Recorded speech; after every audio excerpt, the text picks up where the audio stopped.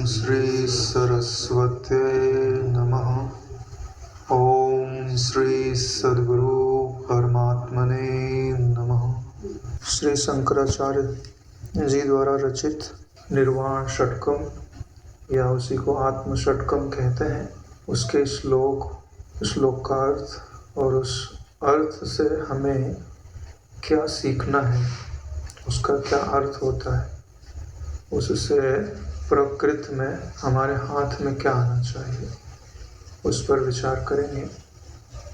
वैसे शंकराचार्य जी का नाम तो आप लोगों ने सुना ही होगा कि आज से करीब 2500 साल पहले, यानी कि अगर ईस्वी सन से जोड़ते हैं तो 485 ईसा पूर्व के आसपास उनका जन्म केरल के कलादी गांव में कहा जाता है। उनके पिता का नाम था शिव गुरु और माता का नाम था आर्यम्बा।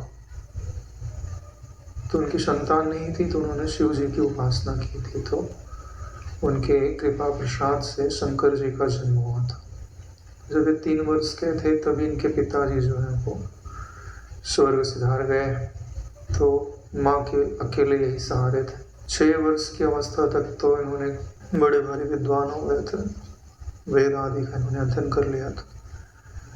तो फिर माँ से अनुमति चाहते हैं कि मुझे संन्यास लेना है। तो उनके माँ राजी नहीं होती, अकेला बेटा कहे जाने देंगे। तो एक दिन उनके मन में ऐसे चलता रहता था। एक दिन स्नान कर रहे थे तो कहीं से मगर ने आके पाँव पकड़ लिया इनका। माँ ने कितनी कोशिश की मगर छोड़े नहीं। तो इसने बोला कि आप मुझे ईश्वर को अर्पित कर दो तो शायद ईश्वर मेरी रक्षा कर ले। तब उनकी माता राजी हो गई कि आप संन्यास ले सकते हो। तब ऐसे ही जैसे उन्होंने संकल्प किया मैं अपने आप को ईश्वर को समर्पित करता हूँ, वैसे ही मगर ने पाँव छोड़ दिया। तो माँ ने इस शर्त पर उन्हें संन्यास लेने की अनुमति दी थी कि जब मेरा अंतकाल होगा तो तुम वापस आओगे। फिर वहाँ से वे गुरु जी के पास गए, गोविंद पादाचार्य जी। तो जब उनको दीक्षा आदि मिली तो बड़ी तेजी के साथ उन्होंने ब्रह्म विद्या और दूसरी विद्याएं सीखी। फिर एक दिन गुरु जी के पूछने पर ही गुरु जी ने पूछा कि तुम कौन हो।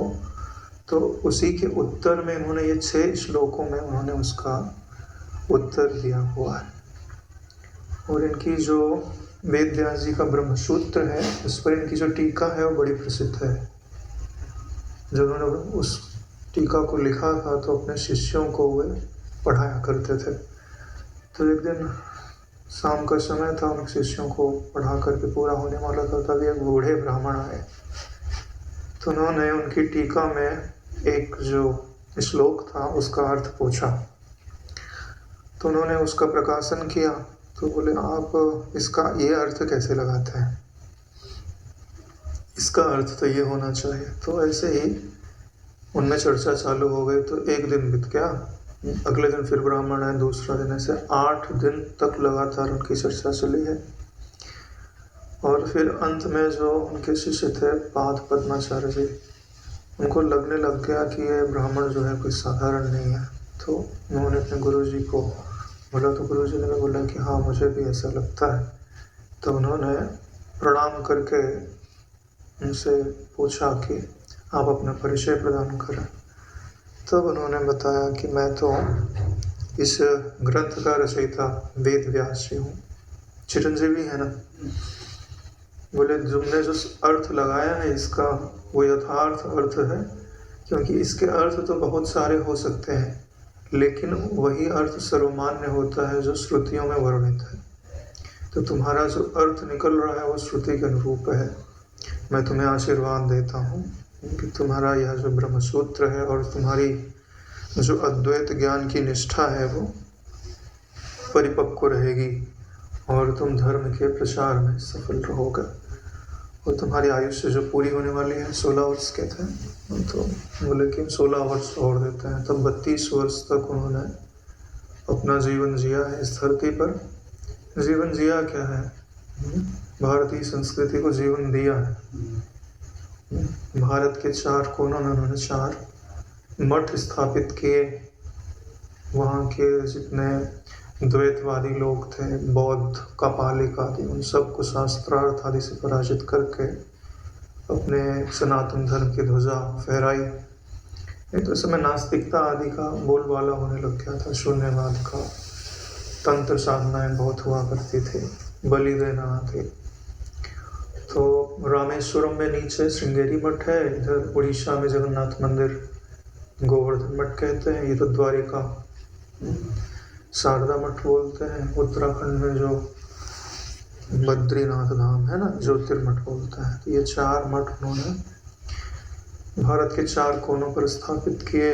जैसे घर में 4 दिए जला दिए जाए तो पूरा घर रोशनी से भर जाता है, ठीक वैसे ही उन्होंने 4 दिए अपने 4 जो मुख्य शिष्य थे उनको एक एक जगह पर स्थापित किया। बोले कि अब तुम रह करके यहीं पर अपने ज्ञान से, अपनी निष्ठा से यहाँ के लोगों में सनातन धर्म का जो ज्ञान है, उसके जो सिद्धांत है, उनका प्रचार प्रसार तुमसे होते रहेगा आगे चल करके। तो उन्होंने जो भारतीय संस्कृति का उद्धार किया वो अविस्मरणीय है, उसको भुलाया नहीं जा सकता है। ऐसा बोला भी जाता है कि वो भगवान शंकर के ही अवतार या उनके ही अंश कहे जाते हैं। तो उन्हीं के द्वारा रचित जो ये श्लोक है जिन पर आज हम लोग चर्चा करेंगे, इसी को निर्वाण षटकम या आत्म षटकम कहते हैं। और इसमें 6 श्लोक हैं, इसलिए इसको षटक बोलते हैं। जिसमें 8 होते हैं उनको अष्टकम बोलते हैं। तो इसका जो पहला श्लोक है वो है मनो बुद्धि अहंकार चित्तानि नाहम न च श्रोत्र जीवे न च घ्राण नेत्रे न च व्योम भूमि न तेजो न वायु चिदानंद रूपः शिवोहम शिवोहम। देखिए, इस संसार में हम लोग जो हैं वो तीनों तापों से ग्रस्त हैं। बोले तीनों तापों से ग्रस्त क्यों हैं?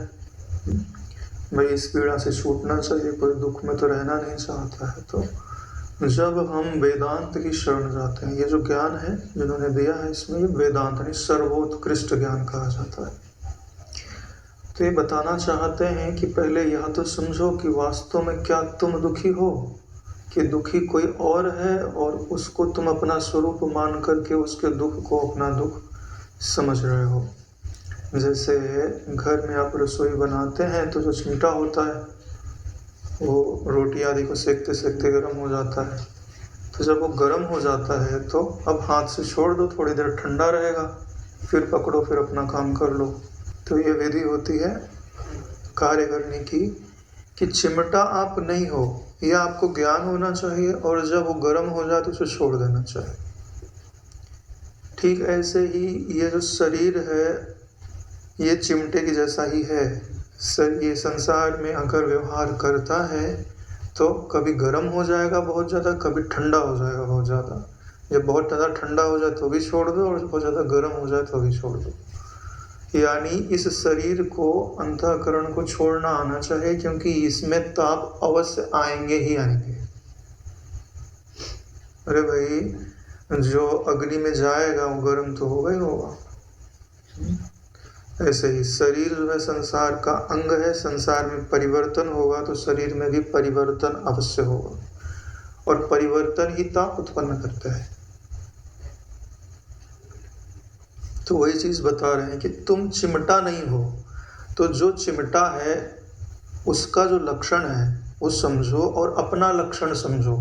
जब तुम दोनों के लक्षण समझ लोगे तब समझोगे कि भाई ये जो चिमटा है वो मैं नहीं हूँ और मुझे इसको छोड़ना भी आना चाहिए। ठीक है, तो उसी चीज को बता रहे हैं। तो वेदांत का ज्ञान देने की 2 परिपाटी होती है। एक होता है अन्वय, यानी जो भी चीजें दिखाई दे रही हैं वो सब मैं ही हूँ, एक ही तत्व विद्यमान है सारे रूपों में।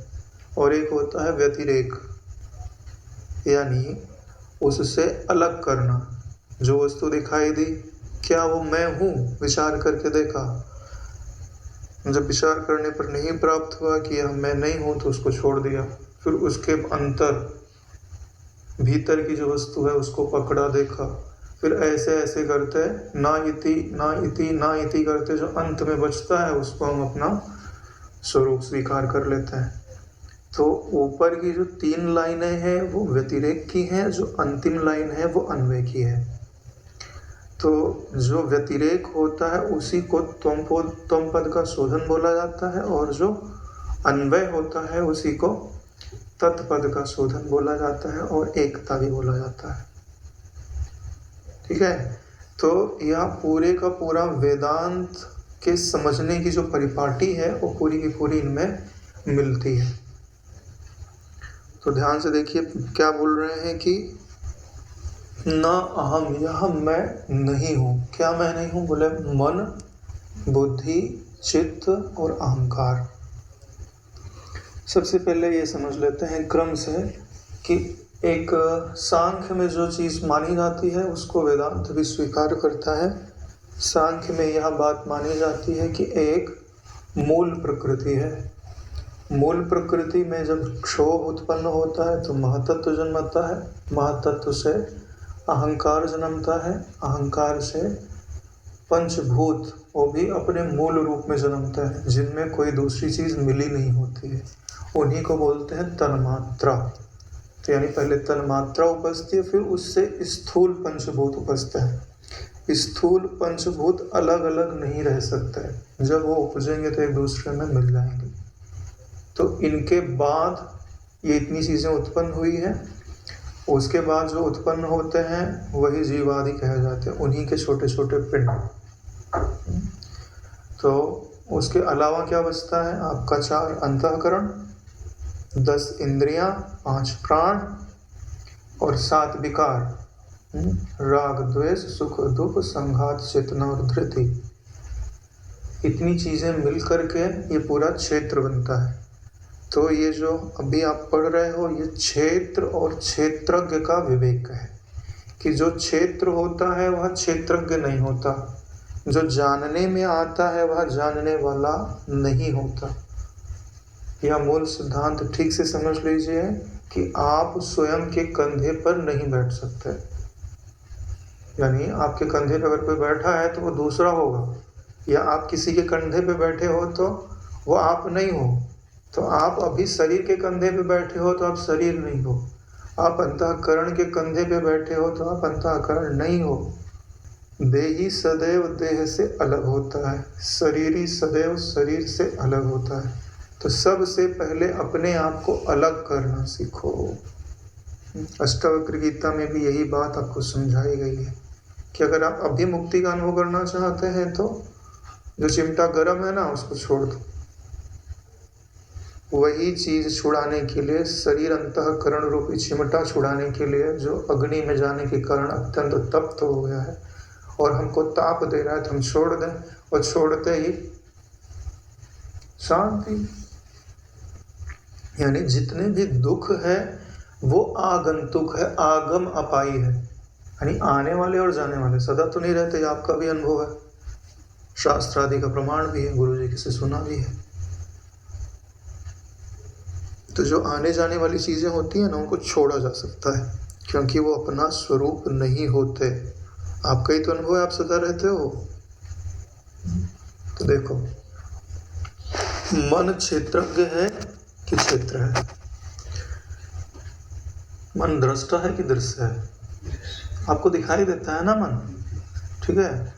तो चाहे प्रकृति और पुरुष का विवेक कर लो, चाहे जड़ और चेतन का विवेक कर लो, चाहे क्षेत्र और क्षेत्रज्ञ का विवेक कर लो, चाहे बदल और अबदल का विवेक कर लो, दृष्टा या दृश्य का विवेक कर लो। ये सारे विवेक नाम अलग अलग है लेकिन एक ही विवेक है। और इसमें आपको करना क्या है कि जो आप नहीं हो उसको समझो कि ये मुझसे अलग है। कि भाई आप बहुत सारे कपड़े पड़े हैं, जो कपड़ा आपको चाहिए, ठीक है, वो जब तक नहीं मिले, दूसरा कपड़ा मिले तो उसी में फिर से मत डालो, उसको उठा के दूसरी जगह रखो, नहीं तो सब मिक्स ही रहेगा, कैसे मिलेगा। तो बात समझ में आ रही? तो यह जो मन है क्या वह आप हो? तो ध्यान से देखिए, हमारा लक्षण क्या है कि हम बदलते नहीं हैं और मन बदलता है। तो सीधी सी बात है, मन हम नहीं हो सकते। बुद्धि भी दिखती है, चित्त भी दिखता है, और अहंकार भी दिखता है। ठीक है, 4 चीज़ें गिनाई गई लेकिन होती 5 चीज़ें हैं। स्फुरण को इन्होंने छोड़ दिया है। क्यों? क्योंकि स्फुरण जब तक विषय को ग्रहण ना करे तब तक वो भली प्रकार अनुभव में नहीं आता।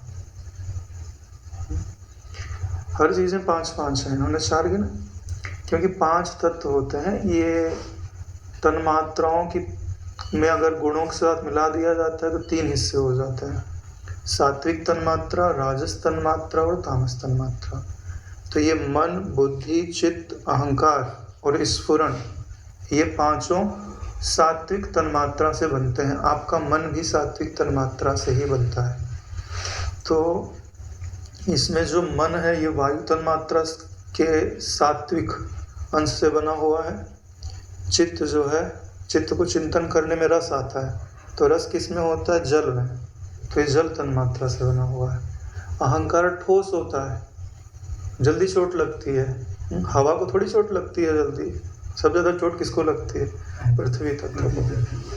तो अहंकार पृथ्वी तत्व से उपजा हुआ है। बुद्धि प्रकाश करती है, किससे प्रकाश होता है? तेज तत्व से, इसलिए तेज तत्व से उपजी हुई है। स्फुरण आकाशवत व्याप्त है, तो वो आकाश तत्व से उपजा हुआ है। ये सब उनकी सात्विक तन्मात्राओं से उपजे हुए हैं। लेकिन उपजे हुए हैं ना नारायण, तो जो इस उपजने को देख रहा है उससे ये अलग है, तो उनके अलगाव को समझो। अब ये समझते हैं कि मन किसे कहते हैं, बुद्धि किसे कहते हैं, चित्त किसे कहते हैं और अहंकार किसे कहते हैं। जैसे एक 7-8 साल का बच्चा है, वो स्कूल जाता है, तो उसने एक बार वो स्कूल जाने लग गया तो एक छोटा सा गार्डन था, वहाँ माली अपने पेड़ पौधे लगाता था। तो उसने देखा कि एक बहुत बढ़िया गुलाब का फूल जो है वो खिला हुआ है, बड़ी अच्छी सुगंध आ रही है, और कहीं दूसरी जगह से मंगाया हुआ है, तो उसका जो कलर है वो अलग टाइप का है, देखने में बहुत सुंदर लग रहा है। तो जैसे ही बच्चे ने देखा, बोले कि ये फूल तोड़ लेते हैं, अच्छा लग रहा है। तो इच्छा उपजी, और इच्छा मन में ही उपजती है। तो देखो संकल्प उपजा कि मैं इसको तोड़ लेता हूँ। फिर माली को देखा, बोले ये माली तो तोड़ने नहीं देखा, लिखा भी हुआ है यहाँ फूल तोड़ना मना है। तो क्या हो उपजा कि अब मैं तोड़ नहीं पाऊंगा, इसको बोलते हैं विकल्प। फिर मन में उपजा कि नहीं चुरा लेते हैं, उधर नहीं देख रहा है, 2 कदम आगे बढ़ा, फिर उधर नज़र डाल दिया उसने। फिर उसके मन में क्या हुआ कि ये तो देख रहा है, अभी पकड़ लेगा। 2 पक्ष हो रहे हैं, एक बोल रहा है इच्छा के अनुसार चले जाओ, दूसरा विपरीत बोल रहा है। तो ये कई बार उसके मन में चला। फिर उसको अपने पिताजी की बात याद आई कि बेटा चोरी करना पाप होता है। तो उसने निर्णय दिया कि नहीं, अब मैं चोरी नहीं करूँगा। तो निर्णय किसने दिया? बुद्धि ने। 2 चीज़ आपको समझ में आ गई, जो इच्छा करता है और इच्छा को बदलता भी है उसको बोलते हैं मन, संकल्प और विकल्प। और जो निर्णय देता है कि ये करना है ये नहीं करना है उसको बोलते हैं बुद्धि। अब वो आगे तो चला गया, लेकिन उसको लालच लग रही थी, कितना सुंदर फूल था, बार बार सोचता अगर तोड़ लिया होता तो जेब में रखता, कितना बढ़िया लगता। इसको क्या बोलते हैं? चिंतन। तो जो ये चिंतन चल रहा है ना, उसको चित्त बोलते हैं। अगले दिन गया और फिर ऐसे मुरझाया रहा, तो अगले दिन पिताजी से 10 रुपये मांगा। 10 रुपये मांगा और गया मालिक को, आप मुझे ये फूल दे दो, मैं आपको 10 रुपये देता हूँ। उसने फूल तोड़ लिया, दे दिया उसको, और वो फूल लेकर के आया। और आज उनकी जो टीचर थी, उनका जन्मदिन था, उसने उनको भेंट दे दी। जब भेंट दे दिया तो सब लोगों ने भेंट दिया था, तो वो पुष्प उनको बहुत पसंद आया। तो कक्षा के सामने उन्होंने उनको बुलाया और बहुत शाबाशी दी। जब शाबाशी दी तो कॉलर टाइट हो गया, और जा करके सब तंग करके बैठ गया, जब ढीले से बैठा था। तो इसको क्या बोलते हैं? अहंकार। ठीक है, कि पुष्प के कारण वो अपने भीतर श्रेष्ठता मान रहा है, जबकि श्रेष्ठता किसकी है? पुष्प की है। तो इसी को क्या बोलते हैं? अहंकार।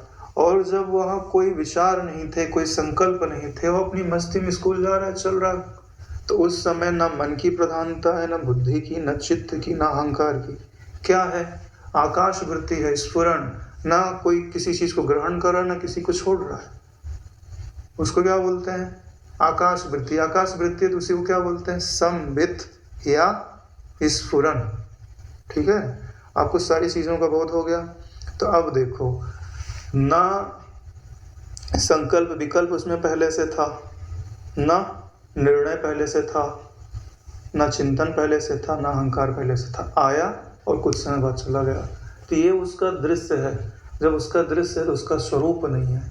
यही बात आपको समझाई जा रही है कि ना आप मन हो, ना आप बुद्धि हो, ना आप चित्त हो, ना चित्त का चिंतन हो, ना बुद्धि हो, ना बुद्धि का निर्णय हो, ना मन हो, ना मन के संकल्प विकल्प हो, ना अहम हो, ना मैं अच्छा हूँ, बुरा हूँ, मोटा हूँ, यह अहंकार आदि ही हो। आप इनके प्रकाशक हो। पहली लाइन का अर्थ क्लियर हो गया है।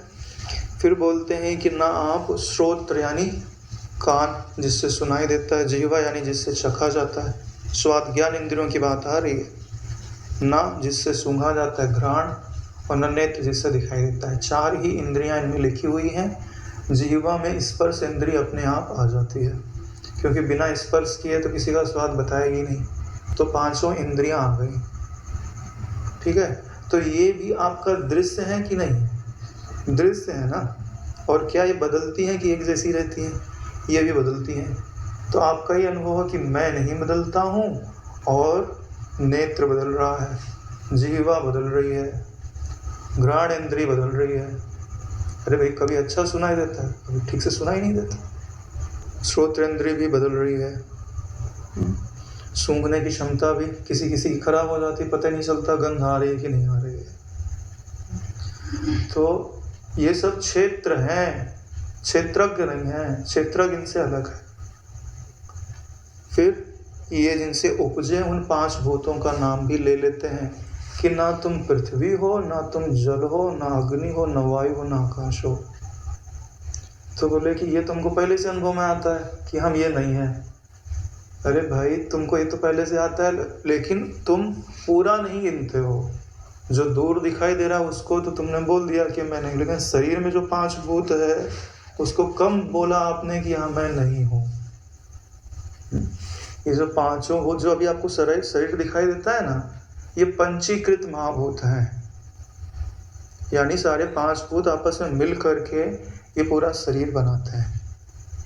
और ये जो इंद्रियां होती है ना, ये अपंचीकृत महाभूत होती हैं। जैसे दिखेगा तो केवल आँख से दिखेगा, कान से नहीं दिखेगा। यानी जो जिससे उपजा है केवल उसी को विषय करता है, और उसके विषय में वो अद्वितीय प्रमाण होता है। यानी दृश्य के विषय में नेत्र अद्वितीय प्रमाण है, शब्द के विषय में कान या श्रोत्र इंद्रिय अद्वितीय प्रमाण है, स्वाद के विषय में जिह्वा रसना अद्वितीय प्रमाण है, स्पर्श के विषय में सुन करके स्पर्श का बोध हो जाएगा क्या? नहीं, छूना पड़ेगा। तो स्पर्श के लिए त्वक इंद्रिय प्रमाण है। तो ये भी जो पांच भूत हैं और उनका जो रूप आप में प्राप्त है, आपका ये जो शरीर दिखाई देता है, ये दूसरे के लिए पांच विषय हैं। आपके लिए भी तो पांच विषय हैं, आपका भी तो शरीर आपको दिखाई देता है। तो ये आप नहीं हो सकते। आप हो क्या? अगर आप ये नहीं हो तो क्या हो? तो बोलते हैं कि आप चिदानंद रूप हो। चिद होते हैं ज्ञान को, आनंद बोलते हैं कि जो अपने स्वरूप के होने के कारण सुख होता है, उसी को आनंद बोलते हैं, जिसमें कोई विषय ना हो। तो यानी चिद यानी ज्ञान, इन सब का जो ज्ञान हो रहा है, तो अगर इनके अंदर ज्ञान सत्ता नहीं होगी तो इनका अनुभव होगा। कोई भी वस्तु का बोध कब होता है? जब वो प्रकाश के अंदर आती है, यानी प्रकाश उसके चारों तरफ ओतप्रोत है, तभी वस्तु दिखाई देगी, नहीं तो नहीं दिखाई देगी। ऐसे ही ये पांचों तत्व, पांचों ज्ञान इंद्रियां और चार अंतःकरण, स्फुरण सहित पांच, ये सब जिस ज्ञान सत्ता में ओतप्रोत होने के कारण प्रतीत होते हैं या ज्ञान होता है उनका, उसी का नाम क्या है? चिद। अगर आप उससे एकता कर लो तो आपको आनंद प्रकट हो जाता है। उसी को स्वरूप आनंद या निर्विषय आनंद बोलते हैं। दोनों को मिला दिया, क्योंकि आनंद और ज्ञान अलग अलग नहीं हो सकते। क्या वर्ड बन गया? चिदानंद। फिर बोले कि इतना आपने समझ लिया, लेकिन इसको चिंतन करो प्रवाह रूप से, शिवोहम, शिवोहम के रूप में। देखो शिव शब्द का क्या अर्थ निकाला जाता है। देखिए ये जो पूरा क्षेत्र है ना, ये जड़ है, चेतन नहीं है। जो जड़ होता है उसी को शव बोलते हैं। वह शव चेतन की तरह व्यवहार कब करेगा? जब उसमें इकार रूपी ज्ञान प्रवेश करेगा। यानी वह चेतना जो इस जाड्य जगत को चेतनता प्रदान कर देती है, उसी को शिव बोलता है। यानी ये पूरा दृश्य जिस ज्ञान सत्ता के कारण चेतन सा लगता है, वह ज्ञान सत्ता मैं हूँ, शिवोहम। वही कल्याण कारक है, वही मंगल कारक है, और वही मैं हूँ। शिवोहम का ये अर्थ होता है। ठीक है, शिवोहम का अर्थ ऐसा नहीं है कि जो शिव जी का विग्रह बताया जाता है उसकी हम भावना कर रहे हैं, यह उद्देश्य नहीं है। क्यों? क्योंकि यहाँ वह विषय नहीं चल रहा है। यहाँ विषय किस चीज का चल रहा है? तत्वबोध का। अगला श्लोक आता है, न च प्राण संज्ञो न वे पंच वायु न वा सप्त धातु न वा पंचकोशः न वाक् पाणिपादो न च उपस्थ पायुः चिदानंद रूपः शिवोहम शिवोहम। बोलते हैं कि ना तो मैं प्राण हूँ, प्राण यानी जीवन, ये जो चेतना शरीर में दिखाई देती है जिसके कारण आप क्रियाएं करते हो, लेते देते हो, आपका पूरा जीवन चलता है। तो प्राण का अर्थ यहाँ जीव से लेना चाहिए, जीवन से लेना चाहिए। क्योंकि इसके बाद उन्होंने अलग से पंचवायु शब्द बोला है, तो वहाँ प्राण तो अलग से आएगा ही आएगा। तो पहले प्राण का अर्थ क्या होता है कि मैं जीव नहीं हूँ, जिसमें जीने की इच्छा है, जो प्राण को धारण करता है वह मैं नहीं हूँ। क्यों? क्योंकि प्राण पहले नहीं थे। और प्राण क्या एक जैसे रहते हैं क्या, कि बदलते रहते हैं? बदलते रहते हैं नारायण। फिर क्या बोलते हैं, इस शरीर में 5 प्रकार की वायु है और वो 5 प्रकार की वायु मैं नहीं हूँ। तो बोले 5 प्रकार की वायु क्या क्या होती है? तो समझते हैं। ये जो हमारे अंदर प्राण है और कर्म इंद्रियां हैं, ये जो तन्मात्राएं होती हैं उनके राजस अंश से उपजती हैं। ठीक है, तो ये सिर से लेकर के कंठ तक उदान वायु होती है, तेज अंश से उपजती है। कंठ से लेकर के हृदय तक प्राण वायु होती है, जल अंश से उपजती है। यहाँ हृदय से लेकर के नाभि में, नाभि तक समान वायु होती है और वायु अंश से उपजती है। और उसके बाद नाभि से लेकर के गुदा पर्यंत जो वायु होती है उसे अपान बोलते हैं और वो पृथ्वी अंश से उपजती है। उसके बाद जो पूरे शरीर में व्याप्त वायु होती है उसको व्यान बोला जाता है, और वो आकाश तत्व से उपजती है। व्याप्त है ना पूरे में, इसलिए उसको आकाश तत्व से उपजा हुआ कहा जाता है। तो जो उदान वायु होती है इसका कार्य होता है छींक आना, जम्हाई लेना, या ऊपर की जितनी क्रियाएं हैं वो करना, और प्राणोत्क्रमण यानी कि सूक्ष्म शरीर का बाहर निकलने में उदान वायु का सहयोग होता है। जो प्राण वायु होती है उसका क्या अर्थ होता है, क्या कार्य होता है? जीवन देना। बाहर से जो ऑक्सीजन अंदर जा रही है उसी को प्राण वायु के रूप से कहा जाता है। जो समान वायु होती है उसका क्या कार्य होता है? भोजन को पचाना, रस को अवशोषित कराना, भूख लगाना, प्यास लगाना, ये सब समान वायु के कार्य होता है। अपान वायु का कार्य क्या होता है? मलमूत्र का विसर्जन कराना। और व्यान वायु का क्या कार्य होता है कि ये जो रक्त आदि दौड़ता है ना पूरे शरीर में, ये व्यान वायु के कारण दौड़ता है। रक्त का जो परिसंचरण होता है ना शरीर में, उनके कारण होता है। तो ध्यान से देखो कि ये सब वायु आपके दृश्य हैं, वर्णन करने पे अनुभव में आते हैं, इनके कार्य भी अनुभव में आते हैं। तो ये आप नहीं हो सकते। ठीक है। फिर कहते हैं कि ना आप सात धातुएं हो। सात धातु किसको बोलते हैं? रस है, रस बोलते हैं किसको? कि अपना जो ब्लड होता है, ब्लड के अंदर पानी होता है जिसमें खनिज तत्व वगैरह, दूसरी चीज़ें, हार्मोन्स वगैरह घुले हुए रहते हैं। उसको प्लाज्मा बोलते हैं साइंटिफिक लैंग्वेज में। उसी को रस बोला जाता है अपनी भाषा में। फिर रक्त होता है, फिर मांस, मेद बोलते हैं वसा को। अपनी स्किन हल्की सी खुरचोगे ना तो वाइट दिखाई देगा, उसी को मेद बोलते हैं। अस्थि, मज्जा और वीर्य, ये सात चीज़ें मिलकर के अपने देह का निर्माण करता है। तो ये भी दिखाई देते हैं ना, आपके दृश्य हैं। दृश्य होने के कारण क्षेत्र कहे जाते हैं। इनका जो प्रकाशक है, क्षेत्रज्ञ, वो इनसे अलग अवश्य होगा। ये आपका अनुभव है।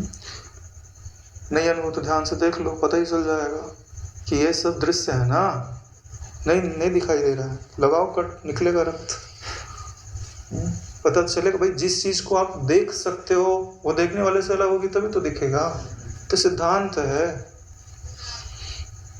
फिर बोलते हैं नवा पंचकोशः, बोले आत्मा पे 5 कोश का आवरण है, वो 5 कोश भी आप नहीं हो। बोले 5 कोश कौन से हैं? बोले अन्नमय कोश, प्राणमय कोश, मनोमय कोश, विज्ञानमय और आनंदमय। बोले अन्नमय किसे बोलते हैं? देखो, जो आप अन्न खाते हो उसके भी गुणों के आधार पर 3 हिस्से कर दो, ठीक है। जो उसमें से तमोगुण अंश होता है अन्न का, उससे यह स्थूल शरीर बनता है। और जो उसका रजोगुण अंश होता है उससे प्राण बनता है। और उसका जो सत्व अंश होता है उसी से मन बनता है। और जो वेस्टेज होता है वो तो बाहर निकल ही जाता है। तो देखो, जो आप अन्न खाते हो वो 3 देहों का निर्माण करता है, अन्नमय कोश, प्राणमय कोश और मनोमय कोश। अगर अन्न ना दिया जाए तो ये तीनों जो हैं वो शांत हो जाएंगे। किसी को भूखा रख दो, सोचने विचारने की क्षमता खत्म, नारायण, कोई विचार नहीं, न कोई काम विकार, न लोभ, न क्रोध, न मोह, कुछ नहीं, ताकत ही नहीं है। हाँ, अन्न दिया जाएगा तब कुछ हिलचाल होगी, ठीक है। तो अन्नमय कोश यानी ये जो अन्न के कारण बना हुआ ये जो आपको स्थूल शरीर दिखाई देता है, इसी को अन्नमय कोश बोलते हैं। और इसमें नख से लेकर, पाँव के नख से लेकर के सिर शिखा पर्यंत जो एक प्राण हर कोशिका में भरा हुआ है और व्यापे हुए है। अन्नमय कोश को भूल जाओ, केवल प्राणमय कोश को याद करो, तो आपको जिस चीज का अनुभव होता है उसको प्राणमय कोश बोलते हैं। अन्नमय कोश भी लगातार बदल रहा है, कितनी कोशिकाएं मर रही, कितनी कोशिकाएं पैदा हो रही, और प्राणमय कोश भी लगातार बदल रहा है। देखिए, बड़ी बात यही है, तभी आपको पकड़ में आएगा, है ना। श्वास अंदर जा रही तो कुछ प्राण को बाहर से ले जाके अंदर डालती है और कुछ को ले जाकर बाहर निकाल देती है। और नख से लेकर के सिर पर्यंत जिस मन का आप अनुभव करते हो कि मैं हूं, उसी को क्या बोलते हैं? मनोमय कोश। अब इसके बाद इन तीनों देहों को नकार सकता है कौन? बोले विज्ञानमय कोश। ये जैसा ही आप निश्चय करोगे वैसा सबसे पहले किसमें परिवर्तन होगा? विज्ञानमय कोश। देखो, जब आप यह भाव करते हो कि मैं आकाशवत व्याप्त हूँ, यह जो आपका निश्चय है वो आपके विज्ञानमय कोश में परिवर्तन कर दिया फटाक से। निश्चय मात्र से विज्ञानमय कोश बदल गया। लेकिन मनोमय अभी वैसा का वैसा है, प्राण में भी वैसे का वैसा है, अन्न में तो रहेगा ही रहेगा, ज्ञान पर्यंत वैसे का वैसा रहेगा, वो नहीं बड़ा होने वाला है। फिर जो विज्ञानमय कोश का जो निर्णय है वह मन पे आरूढ़ हो जाएगा, यानी आप उसका भाव करोगे बहुत अच्छी तरीके से। तो विज्ञानमय कोश के साथ साथ आपका जो मनोमय कोश है वो भी आकाशवत होने लगेगा, व्याप्त अपने को अनुभव करने लग जाएगा। तो जो विज्ञानमय कोश है, अभी तो साधारण भाषा समझ रहे हैं, वो ब्रह्माकार वृत्ति से उसको नहीं छोड़ता है। तो ये भी निश्चय से पता चलता है कि मैं क्या हूँ, ठीक है। जैसे अभी आप अपने आप को क्या बोलते हो? मैं देह हूँ, मैं फलाना हूँ, मैं फलाना हूँ। तो निर्णय किसने दिया है? बुद्धि ने दिया है, तो वो विज्ञानमय कोश कहा जाता है। और फिर आनंदमय कोश, नहीं, जब आपको अच्छा लगता है, वहाँ अहंकार की प्रधानता नहीं है, आनंद की प्रधानता है। लेकिन यहाँ भी आपका स्वरूप नहीं है, क्योंकि आपका क्या अनुभव है कि जो आनंद आया वो अभी टिका कहाँ। कितने आपके परम मित्र मिले, अच्छा लगा, लेकिन वो भी चला गया। कितने निर्णय आए विज्ञान में कोष के, वो भी चले गए। कितने भाव आए मनोमय कोष के, चले गए। कभी प्राणायाम किया, खूब अच्छा प्राण शक्ति महसूस हो रही है, कभी बीमार हो गए, प्राण शक्ति डाउन हो गई। तो इन सब के बदलाहट को जो जानता है वो इन सब से अलग है, वो आप हो। इसीलिए क्या बोला जा रहा है कि आप पंचकोश नहीं हो। फिर बोलते हैं कि 5 जो कर्म इंद्रियां हैं, वाक यानी जीवा, ये कर्म इंद्रिय भी है और ज्ञान इंद्रिय भी। बोलती है तो कर्म इंद्रिय है, रस शक्ति है तो ज्ञान इंद्रिय कही जाती है। पाण यानी हाथ, पाणी संस्कृत में हाथ को बोलते हैं, ये वायु अंश से प्रकट होता है। यानी कि प्राण और कर्म इंद्रिय दोनों तन्मात्राओं के राजस अंश से उपस्थित है। पैर जो होते हैं वो तेज अंश से उपस्थित हैं। जीवा जो होती है, जो बोलती है, वो आकाश का गुण शब्द है। उपस्थ जो है वो जल अंश से उपजा हुआ कहा जाता है, और वायु जो है वो पृथ्वी अंश से उपजा हुआ कहा जाता है। तो ये जो 5 कर्म इंद्रियां हैं वो भी आपका दृश्य है, वो भी बदलती हैं, इसलिए वो भी आपका स्वरूप नहीं हो सकते हैं। आपका स्वरूप क्या है बोले, कल्याण कारक, जो एक ज्ञान सत्ता है जिससे एकता करने पर परम आनंद प्रकट हो जाता है, वही ज्ञान सत्ता, वही चेतना सत्ता मैं हूँ। उसी के लिए क्या बोला था, चिदानंद रूपः शिवोहम शिवोहम। अगला श्लोक है, न मे द्वेष रागो न मे लोभ मोहो न मे वै मदो नैव मात्सर्य भावः न धर्मो न चर्थो न कामो न मोक्षः चिदानंद रूपः शिवोहम शिवोहम। बोलते हैं कि मुझमें न द्वेष है न मुझमें न राग है, यानी जितने भी विकार हैं वो गिनाए गए हैं ऊपर, यानी कि राग द्वेष और काम क्रोध लोभ मोह मद और मात्सर्य। काम क्रोध इन्होंने नहीं लिखा हुआ है, ठीक है। काम क्रोध की जगह पे क्या लिखा हुआ है, राग और द्वेष, ठीक है। तो द्वेष में ही क्रोध छुपा हुआ है और काम में ही राग छुपा हुआ है। द्वेष किसको बोलते हैं, द्वेषः, दुखद वेश जिन्होंने धारण कर रखा हुआ है उसी को द्वेष बोलते हैं। और द्वेष जो होता है ना, किस कारण होता है, कोई अपने से ज़्यादा उन्नति कर रहा है, अपने दोनों को समान अवसर मिले लेकिन उसने ज़्यादा उन्नति करने लग गया तो द्वेष होने लग जाता है। राग किसको बोलते हैं कि भाई जो अपना प्रिय हो गया, उसके प्रति हमारी भावना हो गई कि हमें मिलता रहे, हम उससे चिपक गए, यानी राग में आकर्षण होता है, द्वेष में प्रतिकर्षण होता है। और आगे आता है लोभ। लोभ का मतलब क्या होता है, लभ धातु से बनता है लोभ। लभ माने होता है प्राप्त होना। तो जब हमें वस्तुएं प्राप्त होने लगती है, तो जब अधिक मात्रा में प्राप्त होने लगते हैं तो हम क्या बोलते हैं कि इसका हमें लाभ हुआ। जैसे कोई बिजनेस करता है, बोले कि मेरे को 10,000 का लाभ हुआ। अब लाभ की अनियंत्रित जो इच्छा है वही क्या कहलाती है, लोभ। और जब अनियंत्रित इच्छा हो जाएगी तो आपको दुख ही देगी नारायण, सुख नहीं देगी। फिर आता है मोह। मोह किसे कहते हैं, जो अपना मुक्त स्वरूप है आनंद, उसी को माँ शब्द से बोला जाता है। जब आप उसकी ओर गति करने लग जाओ और उस गति को जो हा कर दे यानी हनन कर दे, तो उसी को मोह बोलते हैं। यानी मुक्त आनंद स्वरूप की ओर गति को जो अवरुद्ध करता है उसी को मोह बोलते हैं। उपमा इसकी कीचड़ से दी जाती है। जैसे कोई व्यक्ति कीचड़ में फंस जाए तो वो जिधर जाना चाहिए उधर जा नहीं सकता, वो कीचड़ धीरे धीरे धीरे धीरे अपने भीतर समा लेगा और नष्ट कर डालेगा। इसका एक उदाहरण और समझा जा सकता है, जैसे बाढ़ का समय हो और किनारे पे किसी का घर बना हो लेकिन बड़ा सुंदर हो। हाँ, तो सब लोग बोल रहे हैं कि भाई बाढ़ आ गई है, नींव तक तुम्हारे पानी आ गया है, इसको छोड़ दो, मोह छोड़ो, निकलो यहाँ से, प्राण बचाओ अपने। बोले नहीं, बड़ा सुंदर है, बड़ी मेहनत से बनाया, मैं कैसे चला जाऊँ इसको छोड़ कर। ठीक है, वो वस्तुओं से मोह करके वहीं बैठा है और आई लहर एक घर सहित उसको बहा ले गई। इसी को मोह बोलते हैं नारायण। हमको पता है कि यह शरीर शाश्वत नहीं है, है ना, मृत्यु रूप बाढ़ आएगी और ये उसमें बह जाएगा। और वो बहेगा तो जो तुमने पैसा जोड़ के रखा है घर में, एफडी के कागज पड़े हैं, तुम्हारी डिग्रियां पड़ी हैं, वो सब बहेंगी उसके साथ में। ऐसा, या तो उनको छोड़ के तुम निकल जाते, तुम्हारे प्राण तो बचते, फिर से कमा लेते तुम मोह कर लिया ना उनके अंदर, तो वहीं के वहीं फंसे रह गए। और वही जो मोह है ना,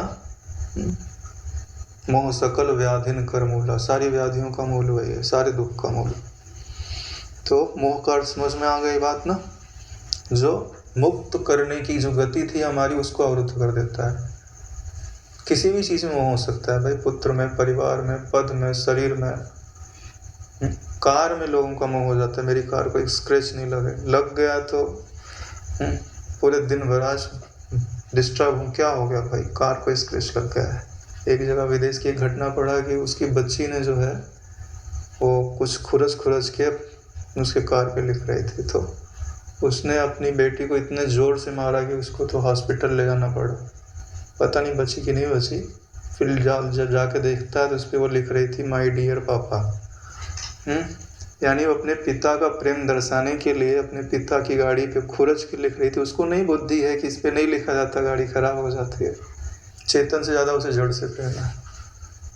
इसी को मोह बोलते हैं ना नारायण। फिर बाद में पछताने से क्या होता है, पेंट करा लेता, ठीक हो जाता, उसमें क्या है, लेकिन विवेक कार्य नहीं किया ना, इसी को मोह बोलते हैं। मद किसको बोलते हैं, मद बोलते हैं अहंकार को। यानी जब आदमी में बल बढ़ जाता है, चाहे जैसा भी बल हो, तो वो समझता है कि मेरे समान कोई दूसरा नहीं है, मैं ही सर्वस्व हूँ। जैसे हाथी अपने मद में नहीं चलता है झूम झूम के, तो उसको मद बोलता है। मद में मत शब्द छुपा हुआ है, यानी मैं, मेरा ही सब कुछ है। फिर आता है मात्सर्य। मात्सर्य किसको बोलते हैं, ईर्ष्या को। मत यानी मेरा, सा यानी सम, राकार बोलता है कि जो इसको खा जाए। ठीक है, वास्तव में तो सबको उन्नति के समान अवसर मिले है, नहीं सब एक जैसी उन्नति कर सकते हैं। लेकिन सांसारिक जगत में क्या होता है कि जब दो लोग पैरेलल आ जाते, खड़े हो जाते हैं, तब उनको ईर्ष्या होने लगती है, ये मेरे से आगे ना निकल जाए। तो यही कारण है कि उसको देख के जलन होने लगती है। तो मत्सर क्या करता है, ईर्ष्या ले आता है, जलन ले आता है। तो ध्यान से देखिए, ये जो षड रिपु हैं या 6 विकार हैं, क्या ये आने जाने वाले नहीं हैं? जब ये आने जाने वाले हैं, आपका दृश्य अंतःकरण में आते हैं, ये अंतःकरण के धर्म हैं, आपके धर्म नहीं है, तो इनको आने जाने दो, आप देख रहे हो आराम से, क्या दिक्कत है। परेशानी तो तब है जब हम ना समझी करके इनसे जुड़ जाते हैं।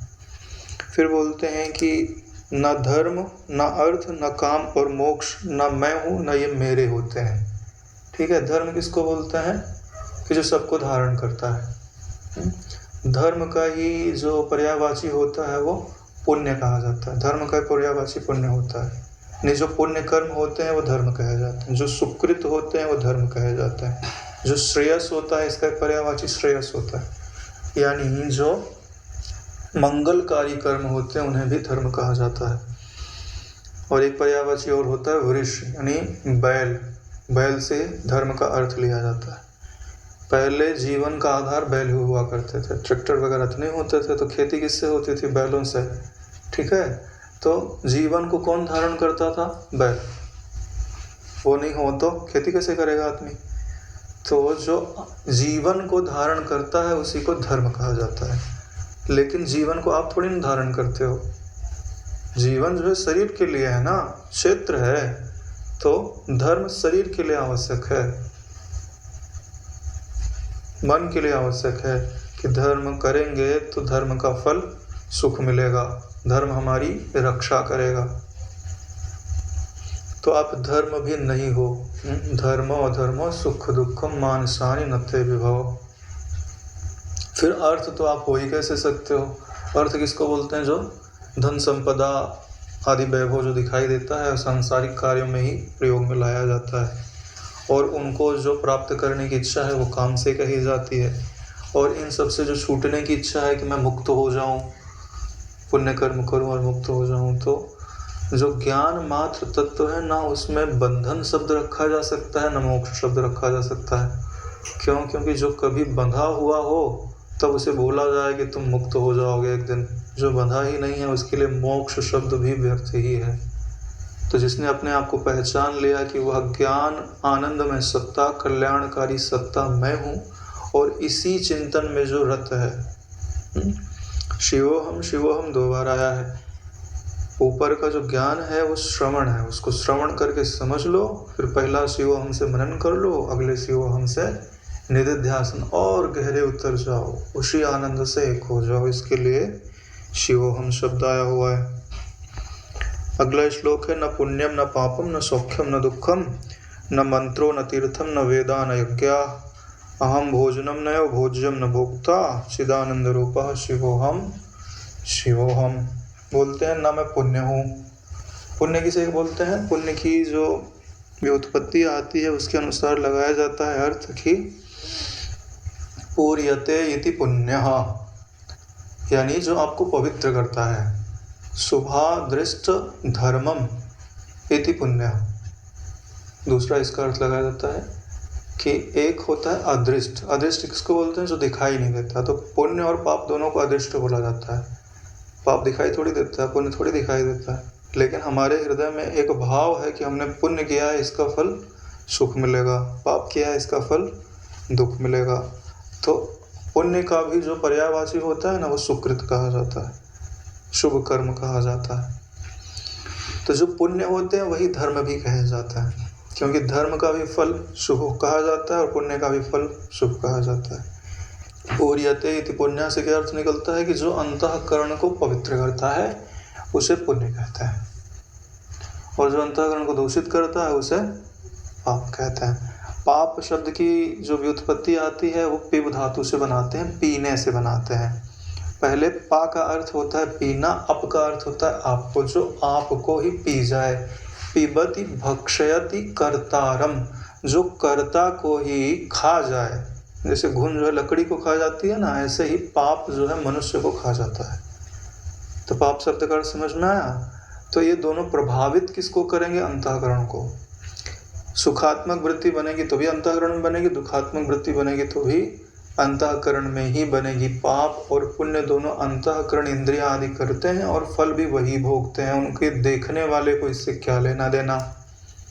ठीक है, आगे आता है, ना मैं पुण्य हूँ ना मैं पाप हूँ, ना पुण्य मेरे को लगता है।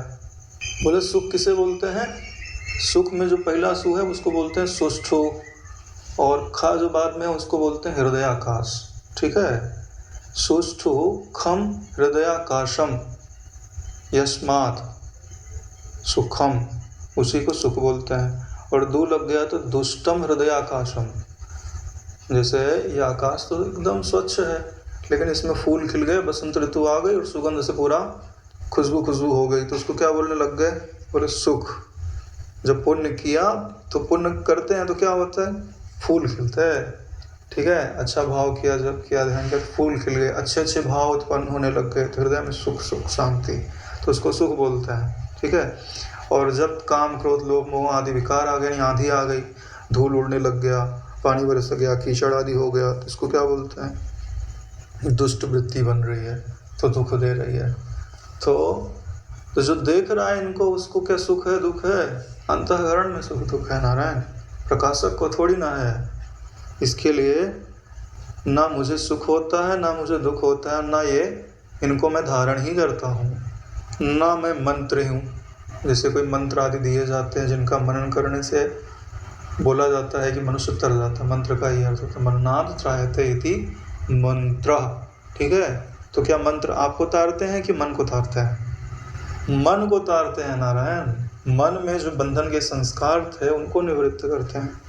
इसलिए आपका जो स्वरूप है वह मंत्र से उसका कोई संबंध नहीं है, न तीर्थ से उसको संबंध। तीर्थ क्या होता है? जिनका सेवन करने पर वो मन को तार देते हैं। तारना का मतलब तैरना, तैरने का मतलब जो डूबे नहीं, ऊपर ऊपर तैरे। ठीक है ना? तो जब इनका बहुत समय तक सेवन किया जाता है तीर्थों का, तब वो हृदय को पवित्र करते हैं। ठीक है, लेकिन करते किसको हैं? हृदय को, अंतःकरण को। और वेदों का भी प्रभाव किस में रहता है? अंतःकरण तक ही सीमित है।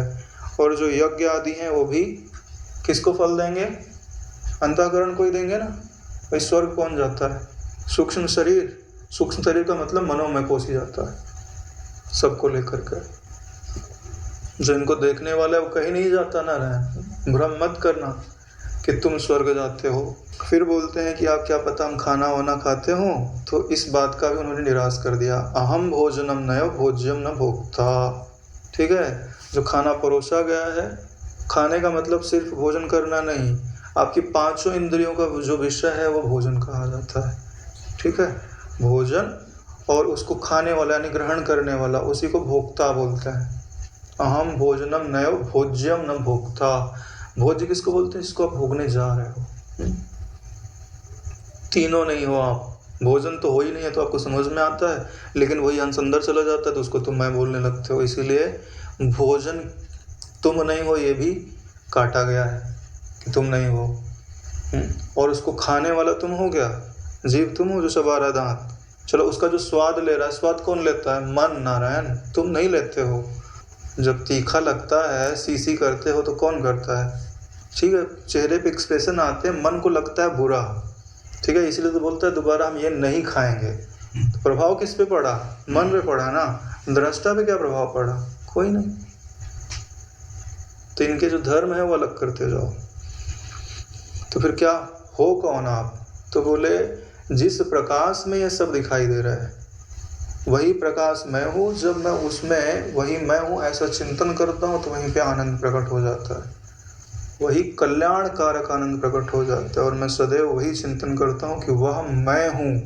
ये ब्रह्माकार वृत्ति बनाने के लिए शिवोहम शब्द जोड़ा गया है कि आप चिंतन करो वही ज्ञान आनंद सत्ता मैं हूँ। अगला श्लोक है, न मे मृत्यु शंका न मे जाति भेदः पिता नयो में नयो माता न जन्म न बंधु न मित्रम गुरु नैव शिष्य चिदानंद रूपा शिवोहम शिवोहम। बोले मुझ में मृत्यु की शंका नहीं है, मृत्यु का भय नहीं है। बोले क्यों नहीं है नारायण आप में मृत्यु का भय? भाई मृत्यु का भय किसको होता है? जो मरेगा। ठीक है, ज्ञान की मृत्यु होती है क्या? ज्ञान की मृत्यु ही नहीं होती तो उसको मरने का भय कैसा? कौमारम यौवनम जरा तथा देहांतर प्राप्ति धीरा तत्र न मोहयति। अरे बचपन बीत गया, कहाँ रोए हम? व्यवस्था बीत गई, कहाँ रोए? बुढ़ापा आया तो कहाँ रोए? तो फिर शरीरांतर हो गया तो क्यों रोते हो? क्यों, तुम्हारी तो मृत्यु ही नहीं। अरे नारायण, 300 अरब कोशिकाएं रोज मरती हैं, कभी रोए हो तुम? नहीं रोए तो फिर 372 खरब कोशिकाओं के मरने पे क्यों रोते हो? 7 साल में पूरा शरीर चेंज हो जाता है नारायण तुम्हारा। अपने शास्त्रों में आता है, प्राचीन शास्त्रों में आता है ऐसा। तब तो तुम रोए नहीं 7 साल में, फिर रोना चाहिए था तुमको सिर पीट के, पुराना शरीर मर गया, अब नया मिल गया, हाय हाय मेरा कहाँ गया पुराना शरीर। क्यों नहीं रो रहे तुम? क्यों? क्योंकि वहाँ तुम्हारी दृष्टि जा रही है, लेकिन यहाँ तुम्हारी दृष्टि जा नहीं रही है। तो दृष्टि को ले जाओ, रोको मत। इसलिए बोल रहे हैं कि तुम में मृत्यु का भय नहीं होना चाहिए, क्योंकि तुम मरते ही नहीं हो। दृष्टा यानी ज्ञान कभी मर ही नहीं सकता। न में जाति भेद, उस समय तो जाति की बड़ी प्रधानता थी, ब्राह्मण हूँ, क्षत्रिय हूँ, वैश्य हूँ, शूद्र हूँ। बोले जाति भेद मुझ में नहीं है। शंकराचार्य जी के जीवन में नहीं आता है ना, चांडाल को देखे तो मुंज दूर रहे खड़ा रहे। तो एक दिन शिव जी प्रकट हो गए चांडाल के वेश में। बोले मेरे प्रश्नों का उत्तर तो दे दो तुम। ये बताओ कि चांडाल जो शरीर है कि आत्मा है? तो भाई शरीर ही चांडाल होता है। तो शरीर बोले 5 भूतों से तो बना है, मेरा भी 5 भूतों से बना है, तुम्हारा भी 5 भूतों से बना है। अगर शरीर ही चांडाल है तो सभी चांडाल है। और एक बार प्राण निकलने के बाद तो शरीर तो चांडाल को सौंप देते हो जलाने के लिए। तो मुझसे तुम छुआछूत की बात क्यों करते हो? तब उनको समझ में आया ऐसी वाणी तो चांडाल बोल ही कैसे सकता है। तो प्रणाम किया, साष्टांग प्रणाम किया उन्होंने, उनको प्रकट हो गए, आशीर्वाद दे के जो बात थी चले गए समझा के, है ना। जिनसे धर्माद की स्थापना करनी होती है तब सबका सानिध्य मिलता है नारायण। तो जाति भेद भी मुझ में नहीं है क्योंकि यह दृश्य है। ठीक है, अब ध्यान से समझेंगे। क्या आपका कोई पिता है? अगर आप अपने आप को दृष्टा समझते हो तो दृष्टा किससे उपजता है? क्षेत्रज्ञ किससे उपजता है? अरे भाई, जितनी भी उपजने के क्रम बताए, चाहे मूल प्रकृति हो, चाहे महातत्व हो, चाहे अहंकार हो, चाहे पंचभूत हो, चाहे अंतःकरण हो, सब क्षेत्र है। क्षेत्र की तो बात ही नहीं है नारायण, उसको अज बोला जाता है, अजन्मा है, अपूर्वम अनपरम विरजम परमाकाशम। जब वो जन्मा ही नहीं तो उसका न पिता होगा न माता होगा, न जन्म ही होगा। तो ये जो चीज़ें हैं हमको अपने भीतर एकदम निकाल, अपने को पता तो है कि हम जो है ज्ञान रूप है अपने माता पिता या जन्म नहीं, लेकिन हम उस बात को गहरे ले जाना नहीं चाहते। उसको गहरे में बिठाना पड़ता है कि मेरी पहचान ये है, ये नहीं है। जैसे आनंदमयी माँ का उदाहरण नहीं देते, जन्मदिन पे पूछने के लिए गए कि आपको जो अभी तक अनुभव हुआ है इस जन्म में आपके, वो सारे बताइए। क्या बोला उन्होंने? मेरा तो जन्म ही नहीं हुआ। ले लो सारे अनुभव तुम, इसका जन्म ही नहीं हुआ, उसका कहेगा अनुभव। बोलते हैं न बंधु न मित्रम, यानी कोई भाई बंधु उनका जन्म ही नहीं हुआ तो भाई कहेगा? भाई शरीर का होता है ना, और मित्र भी शरीर का होता है। दृष्टा दो होवे तब तो फिर बंधु और मित्र आदि की बात होवे। ठीक है। न गुरु नैव शिष्य, ना मैं किसी का गुरु हूँ और ना मेरा कोई गुरु है। क्यों? अरे भाई, जब उसने गुरु तत्व से एकता स्थापित कर ली तो उसमें और गुरु में कोई भेद रह गया? कोई भेद ही नहीं रह गया। जब तुम गुरु जी से बाहर खड़े हो तभी बात बनती है कि गुरु जी हैं कि नहीं है। जब गुरु जी के भीतर तुम प्रवेश कर गए तब गुरु जी से एक हो गए ना। ना मैं किसी का शिष्य हूँ ना मेरा कोई शिष्य है, दोनों चीज हटाइए, है ना, दोनों बांधने वाले हैं। क्योंकि ये गुरुत्व और शिष्यत्व भी आकृति को लेकर के ही बोला जाता है। चिदानंद रूपः शिवोहम शिवोहम, ये सब जिस ज्ञान प्रकाश में, आनंद प्रकाश में दिखाई देते हैं वह कल्याणकारी चेतना मैं हूँ, वह मंगलदायी चेतना मैं हूँ। ऐसा चिंतन करते हुए उसमें शांत और समाहित होने का प्रयास करना चाहिए। अंतिम श्लोक है आज का। अहम निर्विकल्पो निराकार रूपो विभुत्वाच सर्वत्र सर्वेन्द्रियाणाम न च असंगतम नयो मुक्ति न मेयः चिदानंद रूपः शिवोहम शिवोहम। क्या बोल रहे हैं कि अहम निर्विकल्पो, अब बात हटा दी, क्या नहीं हो हटा दिया, अब क्या हो? निर्विकल्प हो। निर्विकल्प यानी जब आपको भली भांति ज्ञात हो गया कि यही मैं हूं तो अब संशय को, संदेह को कोई स्थान नहीं रह गया।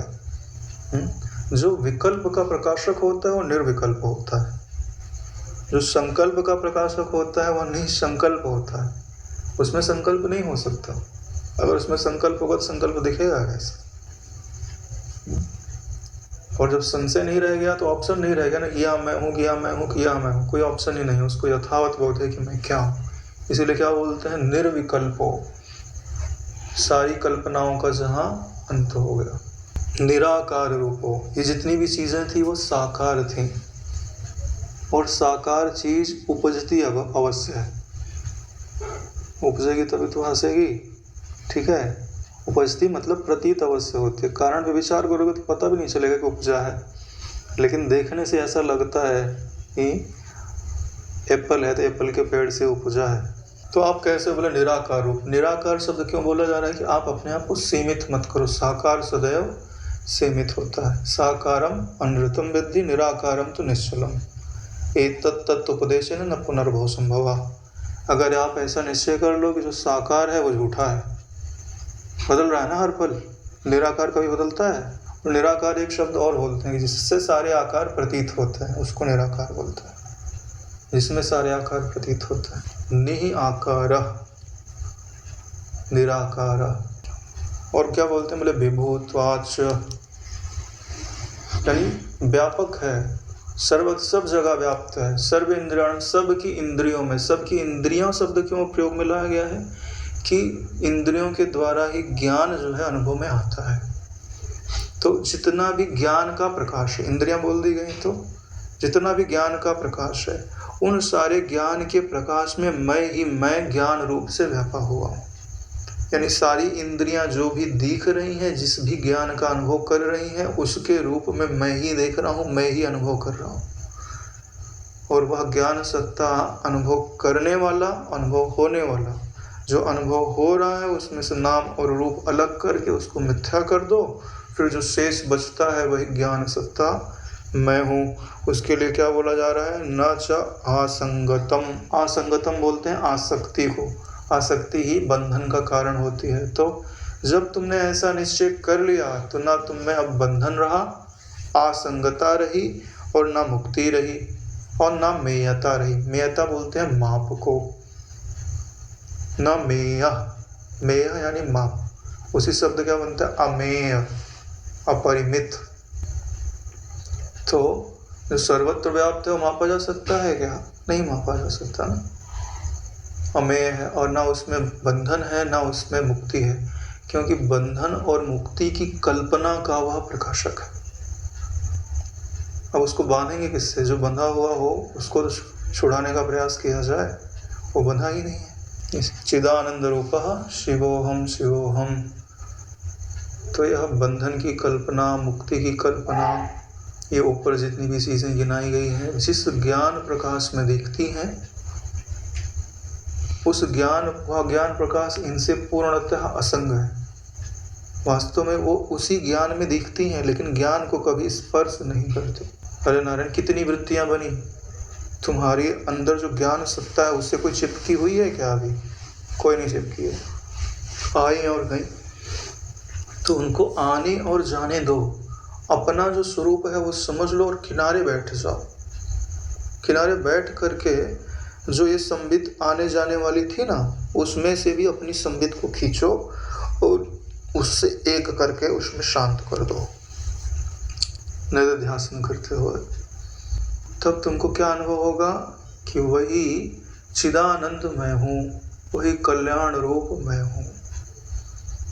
तो ये आपकी वृत्ति को ब्रह्माकार बनाने के लिए यह निर्वाण षटकम या आत्म षटकम शंकराचार्य जी के द्वारा बताया गया है। ठीक है, आज यहीं पे विश्राम लेता है।